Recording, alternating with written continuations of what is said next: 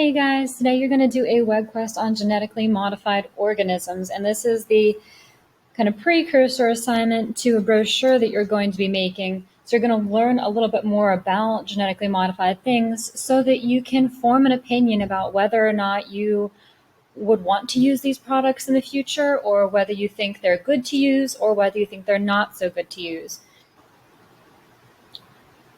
So there's a couple different websites you'll be going to, and I attempted to put this into a Google Doc form, and I have it opening up in a new tab, I think is what it says in Canvas, so that you should be able to see the entire document at one time.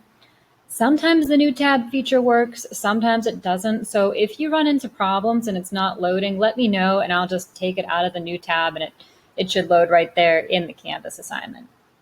But it'll look like this. The introduction here, it's going to explore two main uses for genetically modified organisms. It's going to increase our food supply and improve the health and quality of life. So even though there are obvious benefits for humans from these scientific developments, many people still argue that the long-term effects outweigh any benefits. By the time you've completed this web quest, you'll be able to make a more informed decision and form your own opinion based on the information provided from several different sources. So part one here, you're going to be copying and pasting the URL, and I'm going to go through these and just make sure that they do work. I checked them last year, everything was fine, but sometimes websites can get a little funny, and if it is acting weird, I'll just take that section out for you. So here's our first one, and it's going to open up this website here. It says Human Genome, and we're looking for how is biotechnology different from genetic modification, and what is the purpose of recombinant DNA technology?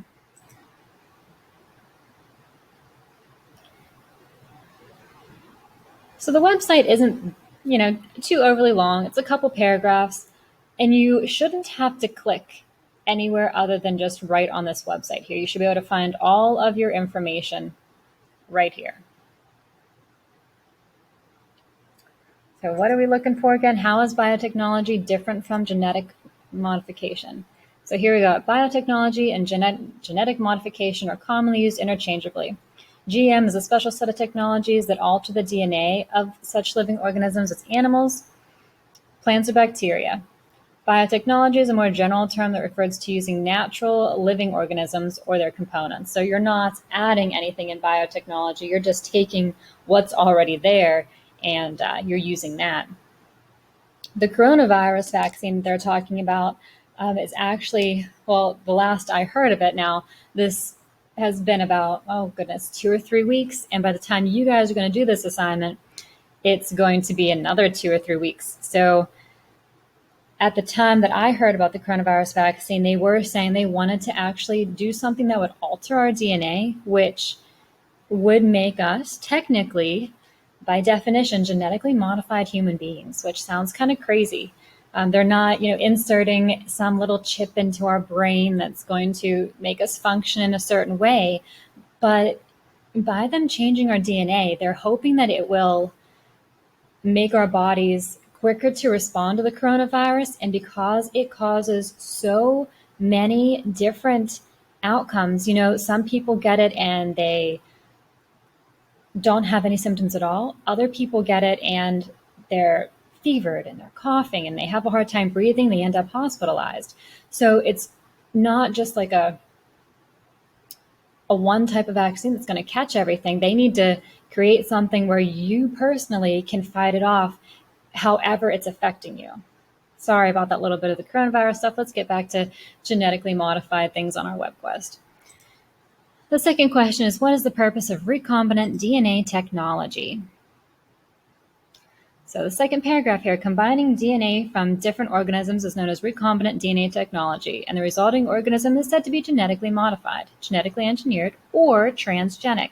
GM products include medicines and vaccines, food and food ingredients, feeds, and fibers. You probably come in contact with a lot of GMO products and you never even noticed it or paid attention to it.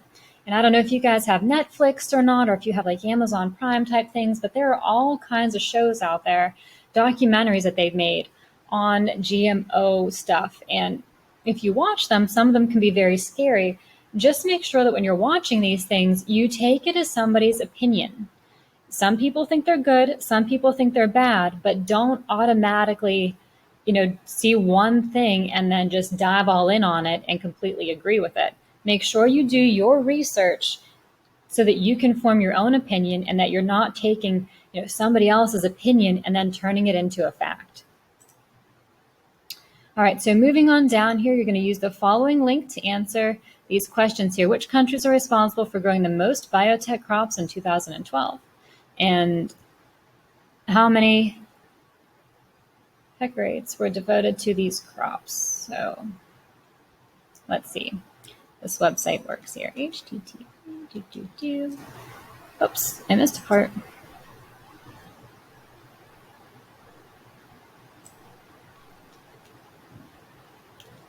Looks like it's going to pop up there. So X out of that one. All right, so this is all about the stats from 2012. Yes, it's a couple years dated, but you can only assume that at this point, as we move further, we're going to be having more and more genetically modified things. Not to say that we're not going to have, normal, quote unquote, normal things as well, but people like options, right?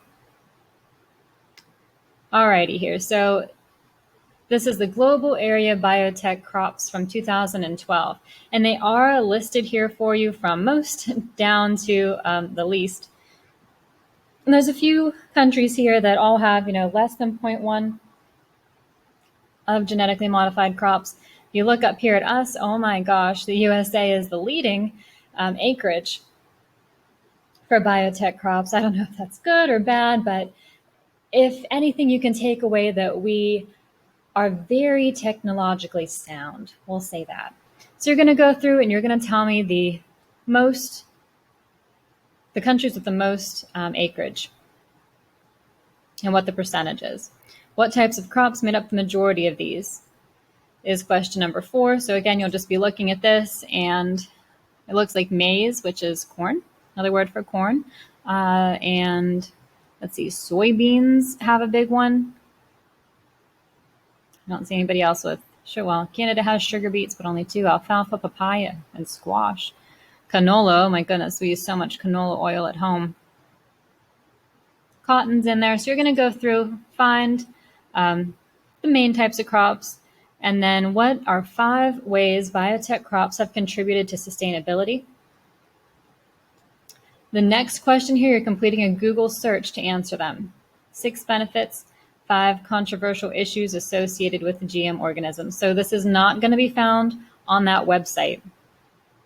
And then you're going to hit part 2. Part 2 is about the golden rice. So you're going to copy and paste the website, read the article, and answer the questions.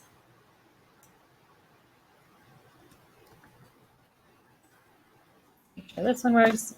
Ignore all the tabs that I have open up there. I have a lot of tabs open, I know. Let's see while that's loading.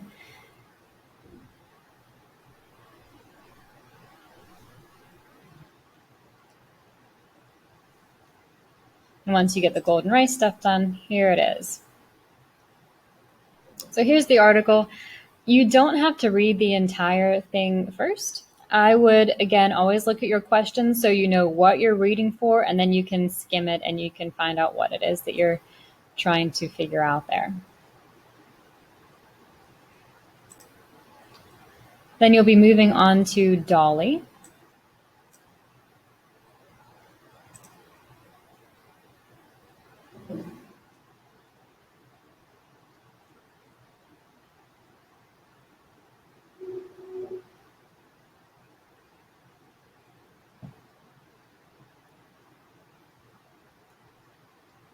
Oh, page not found.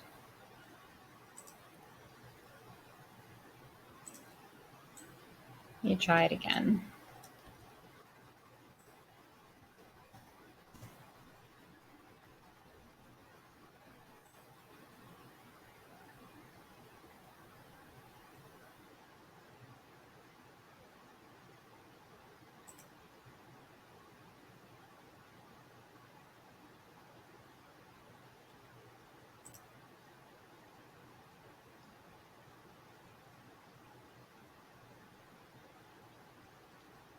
All right, so since this particular section isn't working, I will take that out of the WebQuest. So whenever you guys get to it, you should not have this part. There.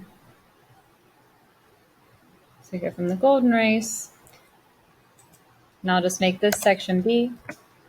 Pesticide-resistant crops. Complete a Google search to answer the following. So that's not from any specific website. You're just going to go into Google and type, how can too many weeds affect crop yield? Exploring the current state of GMO foods. See if this one works.